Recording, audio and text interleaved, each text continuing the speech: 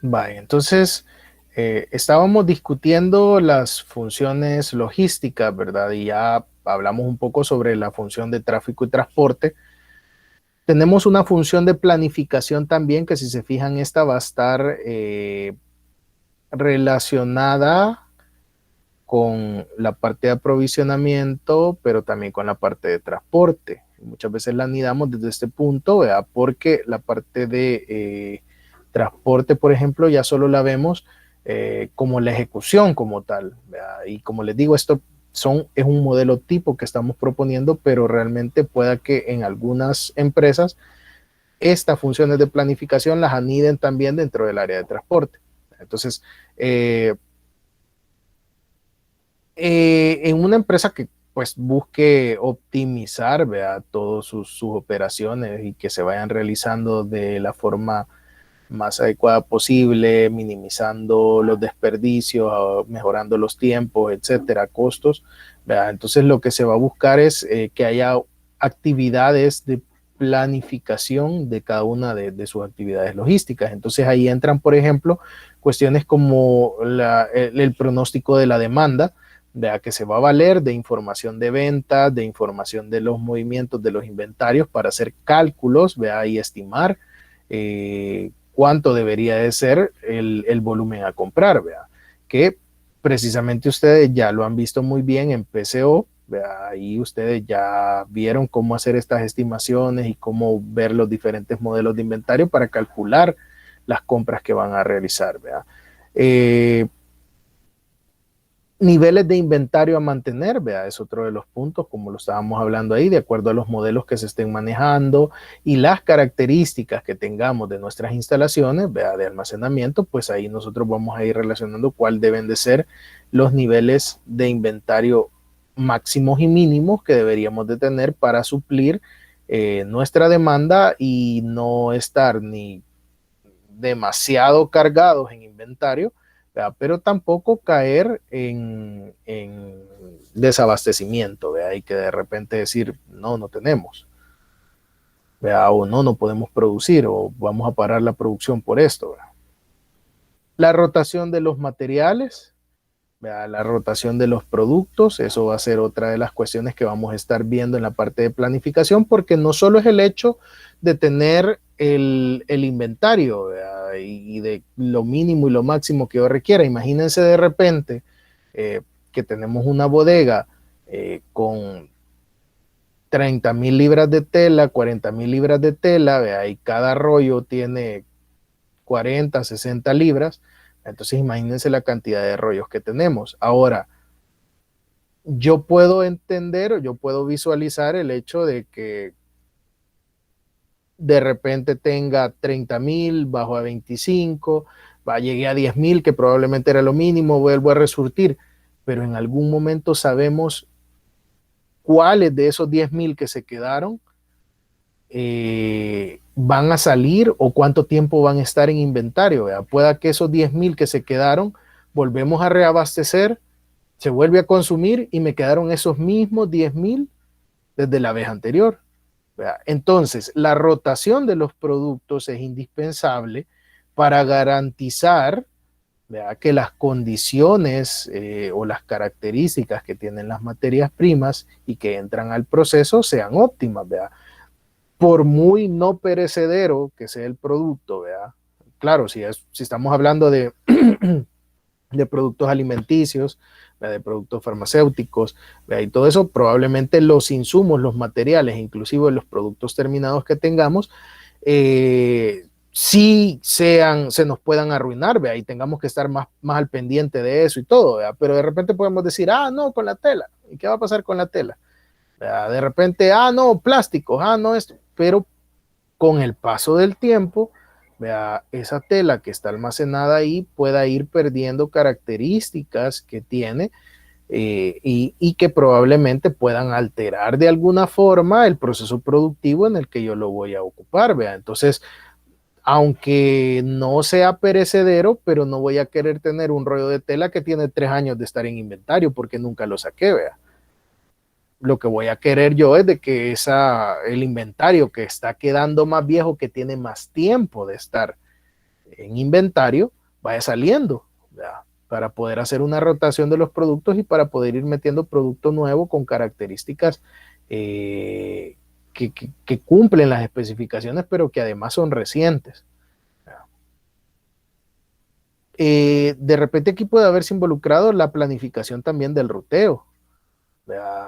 Pueda que ya tengamos un área de transporte que se encargue solo ya de coordinar y todo, pero pueda que tengamos un área específica que se encargue de la planificación de esa ruta, si es que esas rutas son cambiantes, si es que tienen muchos factores a tomar en cuenta. Entonces, pueda que el de transporte ya se encarga de ver, ok, va este transporte para aquí, voy a mandar este aquí, este, lo otro, pero ¿quién planifica cómo se van a realizar las rutas? ¿Verdad? Y pueda que haya alguien, esa área en específico que esté viendo la planificación del ruteo, también coordine la parte de logística inversa. ¿Verdad? Entonces, si se fijan aquí, hablamos de repente de logística inversa, pero no es que va a haber una persona encargada de logística inversa como tal, ¿verdad? O una posición, sino que probablemente esa parte de logística inversa la componen el planificador de ruteo, el encargado de transporte y ya los ejecutores de la ruta como tal, ¿verdad? Y eso compone la parte de la logística inversa, pero ellos también se ven involucrados en otras actividades. Y ya en sí la planificación en la asignación del transporte, ¿verdad? Si de repente el ruteo va amarrado con el volumen de carga que se puede mover de los diferentes vehículos que tengamos asociados, entonces eso pasa a ser también una parte que puede llevarse al área de planificación como tal.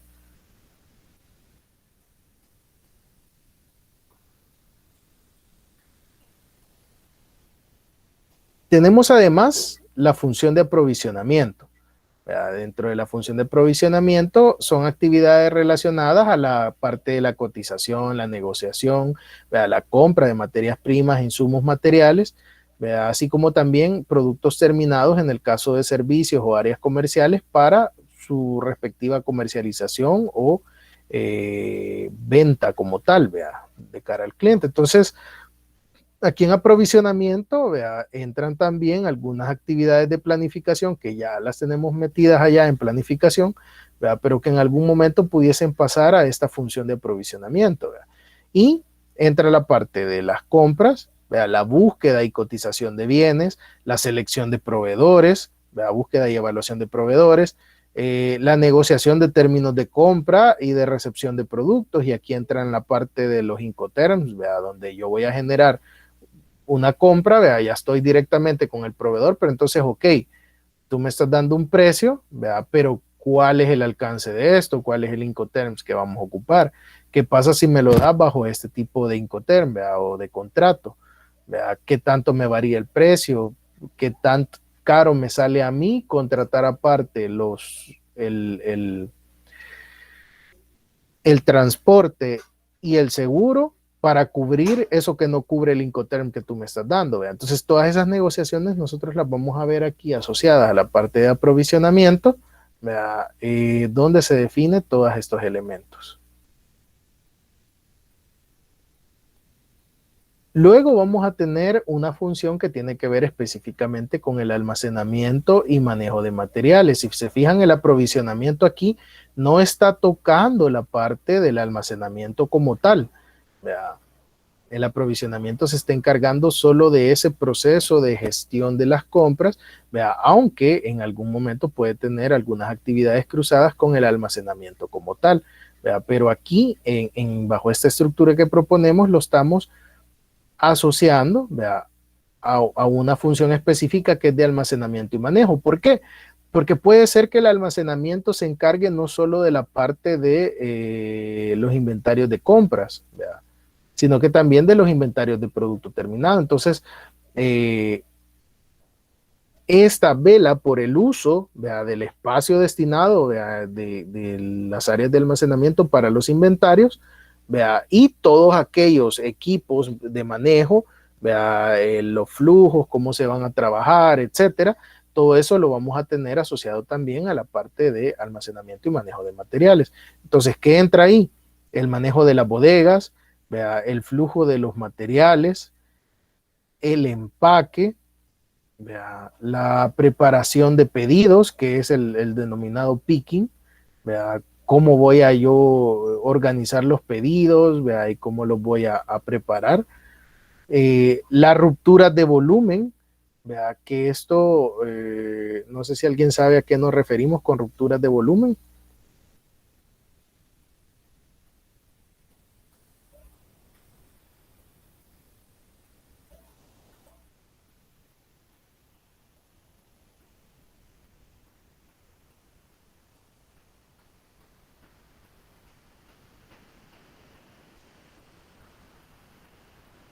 Nadie, sin pena, anímense.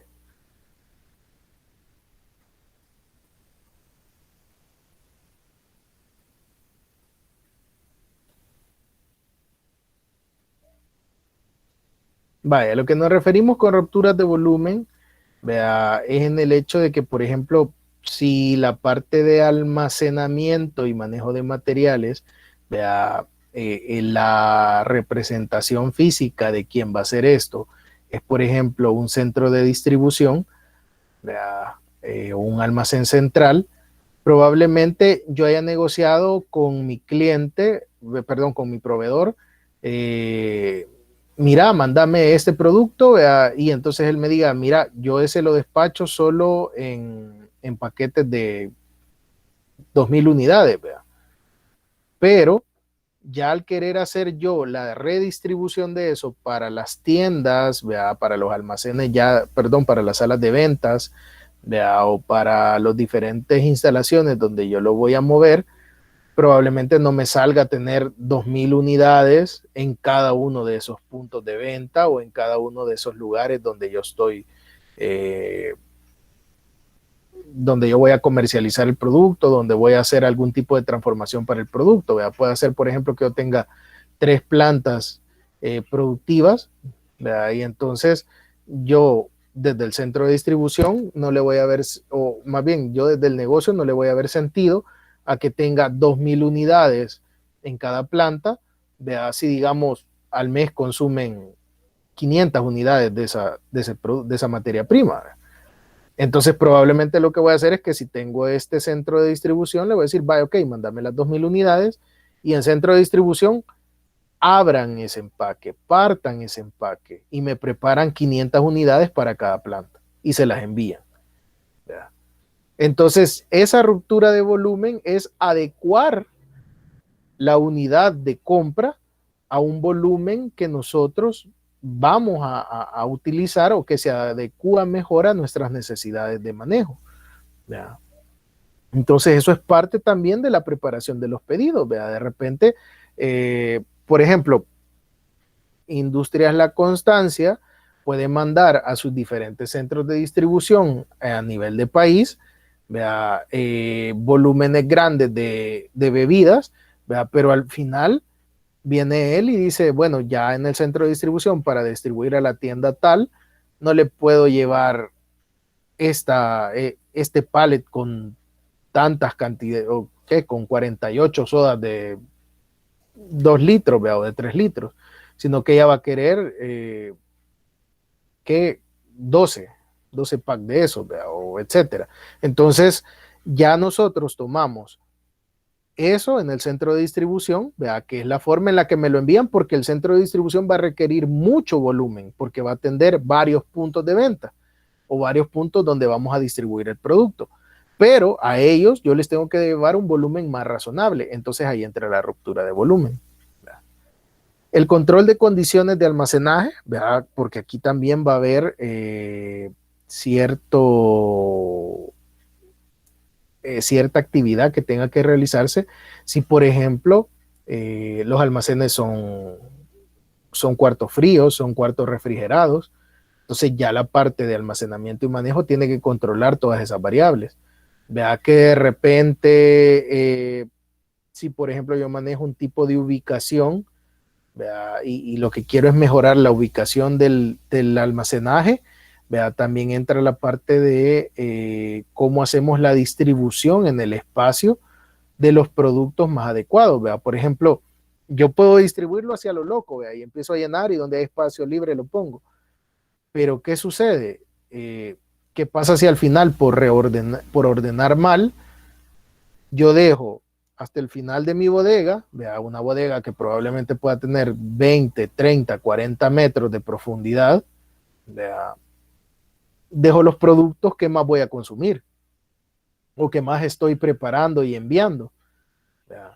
Entonces, esa parte de cómo yo voy a ubicar el producto dentro de la bodega para que aquellos materiales, y ahí entra la parte de la optimización de los flujos, ¿verdad? De materiales, ¿verdad? Que esa parte donde yo tenga que ver, ok, necesito los productos con los que hay más interacción, los necesito más cerca del área de preparación de materiales, y los que se preparen menos seguido, ¿verdad? O de los que haya que hacer menos pedidos, pues tienen que estar más lejos de esa parte de preparación de materiales. ¿Verdad? Entonces, esa asignación, ¿verdad? Es parte de las actividades del almacenamiento y el manejo de materiales. Y muchas veces eso se realiza con algunos algoritmos ya de algunos software especializados que nos dicen, vaya, coloca esto en tal lugar, coloca esto en tal lugar, y nosotros ya no tomamos ninguna relación, sino que él, en función de los datos que ya tenemos, vea, de los pedidos y toda la cuestión, ya él hace el análisis, vea, y nos prepara, ok, en dónde debe de estar ubicado. Esto definitivamente lo podríamos resolver, y ese algoritmo ha de estar basado en alguno de los modelos, vea, de investigación de operaciones, vea, donde definimos cuál va a ser el menor costo asociado a estar moviendo ese tipo de productos, vea, dependiendo de la demanda que tienen. Y por último, la parte de la rotación del inventario de productos, que también entra aquí un poco de lado, ¿verdad? No solo con la parte de aprovisionamiento, sino que también acá en el almacén tiene que haber una coordinación, porque ellos van a estar viendo el físico y van a ser quienes van a estar manipulando el producto. Entonces, tiene que haber una parte como en la parte de la planificación, o en la parte, digamos, documental del sistema, ¿verdad? Donde nosotros podamos visualizar cuáles son los productos que tenemos con mayor tiempo en inventario, ¿verdad? Pero también va a haber un nexo con la parte física para que podamos ubicarlos y despacharlos, pues, ¿verdad? Y por último, la parte de la comunicación e información, ¿verdad? Conlleva la acumulación, análisis, almacenamiento y difusión de datos puntuales necesarios para la toma de decisiones logísticas. Entonces, aquí entran actividades como la parte de servicio al cliente, que se encarga de ver cosas como las quejas, los reclamos, la eficiencia de los servicios prestados de logísticos, ¿verdad? Y de indagar muchas otras cosas más con el cliente. El análisis de venta y de la demanda, ¿verdad? Que pueda verse también desde este punto de vista en la parte de comunicación e información, ¿verdad? Indicadores de los procesos, ¿verdad? Pueda que hay un área específica para ver cómo va el desempeño, ¿verdad? Y la documentación de import-export, que puede estar relacionada de alguna forma a esta función logística, ¿verdad? Pero que probablemente pueda estar almacenada y manejada desde el lado de import-export. Tal vez puede estar en la parte de distribución, o podría ser un área aparte, ¿verdad? Y que básicamente su función es esa, ¿verdad? Estar controlando esa documentación, y de alguna forma se pueden ver involucrados en actividades de tracking también. Entonces, fíjense este grafiquito, y este grafiquito es bien importante. Si hablamos de las actividades logísticas antes de 1960, cada una de ellas se percibía como una actividad independiente, individual. No hablábamos de logística, hablábamos de almacenamiento, hablábamos de planeación de la distribución, e inclusive muchas de estas probablemente se desarrollaban poco, solo en aquellas estructuras organizacionales más avanzadas, más grandes, pero teníamos todas ellas, pronóstico de demandas, compras, planeación de requerimientos, planeación de producción, inventario de fabricación, vea, almacenamientos, manejo de materiales, embalaje, inventarios de bienes terminados, etcétera, etcétera, etcétera. ¿Vea? Entonces ustedes revisan esta grafiquita y aquí van a ver un montón de actividades, inclusive las finanzas, ¿vea? No tienen nada que ver como con las actividades logísticas específicas, el marketing y ventas, ¿vea? Los servicios de información hasta ese entonces no los veíamos como tal que fueran parte de, ¿vea? La planeación estratégica, ¿vea? Entonces, ¿qué es lo que pasó? De repente se fue integrando, ¿vea? Esta visión de la logística y entendimos las funciones logísticas, ¿vea? Como dos cosas: las compras, ¿vea? O el manejo de materiales, que era la parte del aprovisionamiento, y la parte de la distribución física. Entonces empezamos a trabajar o a pensar en esas dos grandes áreas, ¿vea? Y empezamos a anidar todas estas actividades que se tenían, ¿vea? Y que estaban relacionadas a esas áreas. Entonces empezamos a hablar ya de compras o de abastecimiento y de distribución, ¿vea? Eso compone la logística como tal, ¿vea? Pero la administración o la gestión de la cadena de suministro va más allá, porque a la gestión de la logística de todas esas áreas que nosotros ya mencionamos hasta acá, hasta servicio al cliente, ¿verdad? Transporte, procesamiento de pedidos, etcétera, la gestión de la cadena de suministros le integra la planeación estratégica, porque a partir de la planeación estratégica de las empresas, nosotros podemos determinar cuáles son los objetivos que buscamos cumplir y cómo cada una de estas funciones aporta a la consecución de esos objetivos, qué papel juegan en ellos. Entonces, al hacer ese vínculo, es que se logra optimizar cada una de esas funciones logísticas. ¿Ya? En el momento en que nosotros lo vinculamos y vemos que, ok, si la planeación estratégica de la empresa dice que tenemos que ser líderes en esto, que tenemos que conseguir estos objetivos, que tenemos que minimizar los costos de entrega, que tenemos que minimizar esto, entonces vamos a ver cómo cada una de esas actividades va a aportar a conseguir eso. ¿Ya? Entonces, ese es uno de los primeros puntos que involucra la gestión de la cadena de suministros, que eran temas que por lo general se veían aparte. Vea, la planeación estratégica nada tiene que ver con la parte de logística. Falso. Vea, la cadena de suministro lo empezó a integrar y les dijo, claro que sí tiene que ver, porque si vos querés minimizar los costos de tu empresa, pues obviamente vas a tener que gestionar todo esto. Vea, la parte de servicios de información, ¿verdad? Tal vez hasta antes de haber desarrollado, y aquí por eso si se fijan marca el año 2000, ¿verdad? Porque probablemente antes del 2000 el desarrollo de internet, de la parte informática, no tenía tanto peso como la curva que ha generado del 2000 para acá, ¿verdad? Y de cómo se ha venido desarrollando exponencialmente todo ese desarrollo tecnológico. Entonces, en ese momento, inclusive todavía lo podíamos ver separado. ¿Verdad? Ah, no, yo voy a llevar aquí mi libro de registro de viajes, que no sé qué, y aquí yo voy anotando, ¿para qué voy a necesitar una computadora? ¿Qué más lo que cuesta? Que no sé qué.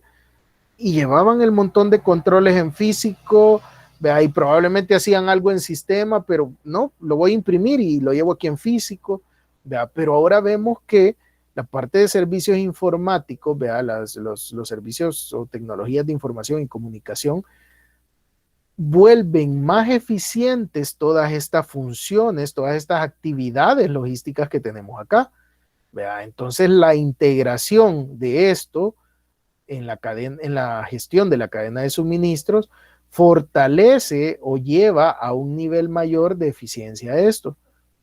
La parte del marketing y ventas, ¿qué tiene que ver? Pues tiene que ver mucho porque va a determinar información valiosa para que nosotros podamos pronosticar, medir los niveles de compras que vamos a realizar, los niveles de inventarios. Miren, es bien complicado porque de repente cuando alguien está tal vez en la parte de manufactura, no es tan dinámico y no cuesta tanto controlar eso. Pero si están ustedes en la parte comercial, el encargado de abastecimiento, de reposición, de compras rutinarias, está viendo los inventarios, ahí abajo, ok, tengo aquí mis pronósticos, etcétera. Voy a pedir tanto, súper fácil. Pero ¿qué pasa cuando tienen series 3, 4 promociones al mes? Y hay que coordinar tiempos de entrega de proveedores internacionales que pueden tardarse 3, 6 meses en despachar, ¿verdad? Y que de repente vengan y digan, bueno, vamos a lanzar esta promoción de tal cosa. Y eso arruina completamente el pronóstico que yo pueda tener. Que lo podemos separar del algoritmo que nos calcule el pronóstico, sí lo podemos separar, pero lo tenemos que tomar en cuenta para el inventario que vamos a tener en nuestro poder. ¿Verdad? Entonces, esas promociones, esos impulsos que se generan por algún factor externo llamado marketing y ventas, va a ser importante que los podamos contemplar porque nuestro mundo color de rosa, ¿verdad? Con nuestro super pronóstico se va a caer cuando venga de repente marketing y nos diga, mira, sabes que tengo una super idea para el otro mes, vamos a lanzar esta promoción y esperamos vender 3,000 unidades de esto. ¿Verdad? Y mira, para el otro mes tenemos tal cosa. Y todo eso tiene que llevar una planificación y una programación, porque si lo compro localmente no hay problema. Le digo, mira, para mañana tráeme 3,000 unidades de esto porque dicen que las vamos a vender. Pero si lo tengo que mandar a traer a China y se van a tardar 5 meses, 6 meses, entonces tengo que haberme anticipado a eso y no puedo esperar a que venga marketing y me diga, mira, ¿sabes qué? Para el otro mes tenemos tal cosa. Sí, pero no tengo inventario. Ya me voy a quedar desabastecido. ¿Verdad? O de repente si tenemos 3 meses, 2 meses, ok, bueno, ¿será que el inventario que tengo me permite sopesar esa promoción que vos querés lanzar? Y de ahí le pongo una compra express a esto, pago más de flete, pero lo traigo a tiempo. Y eso cómo impacta en el costo de la promoción que vos vas a querer lanzar. ¿Verdad? Entonces, si se fijan, hay muchos factores ya, no solo dependemos del pronóstico muy simple de mis ventas normales, sino que ya entran en juego factores que son estacionales, que son puntuales, que son aleatorios, ¿verdad? Que no se están dando tan fácilmente y que no nos va a permitir analizar tan fácilmente. Y en ese punto es donde entra también la parte de las finanzas. ¿Verdad? Entonces, en cómo vamos a empezar a valorar eso, ok, bueno, mira, no tenía inventario, pero entonces, ¿qué hago? Te lo pido, pagamos un flete extra porque lo traigan más rápido, pero entonces eso, ¿cómo afecta el margen de tu promoción y cómo afecta el margen de ganancia del producto?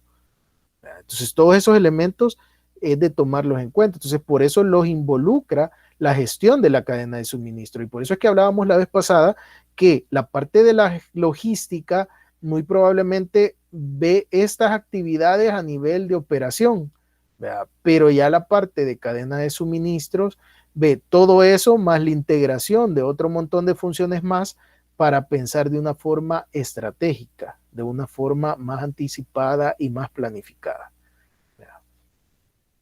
No sé si tienen alguna duda con respecto a esto, algún comentario que quieran hacer.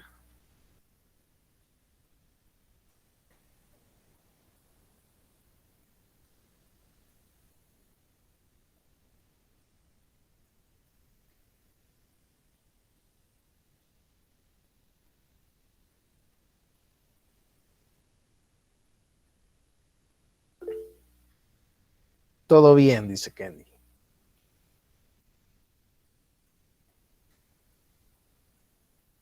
Bueno, si estamos claros, pues ya estamos sobre la hora, ¿verdad? Así es que, por ahí viene algo. Dice, ¿existe un diagrama más actualizado del 2000 para acá? Fíjate que del 2000 para acá, ¿qué será? Probablemente lo que entra son las tecnologías 4.0, la parte de machine learning, la parte de automatización, la parte de todas estas tecnologías de información y comunicación que se están desarrollando, el análisis de data, la big data y todo eso. Básicamente eso es lo que ha venido a cambiar un poco más eso. Un poco el e-commerce, el comercio por internet y toda esta cuestión. serían como los elementos que se han ido sumando, pero básicamente lo que han ido es nada más agregándose a la parte de la gestión de la cadena de suministro.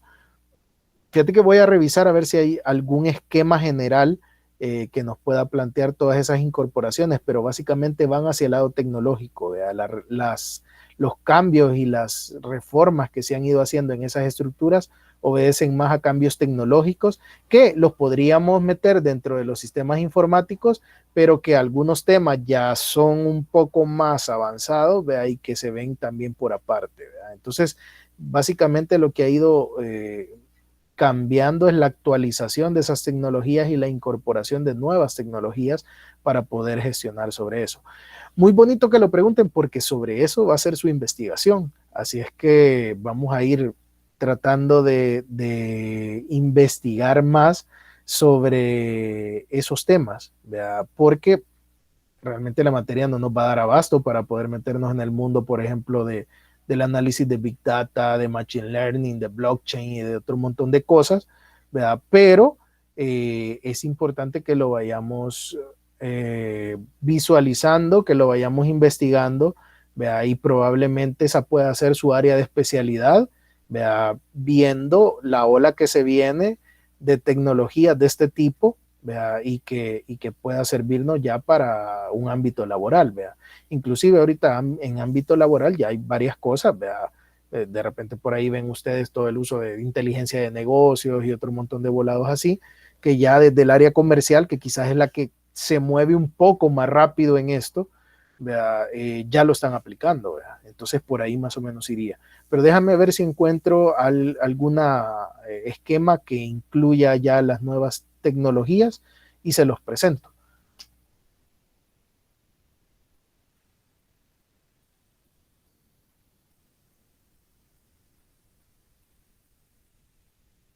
Bueno, de ahí lo único les comento para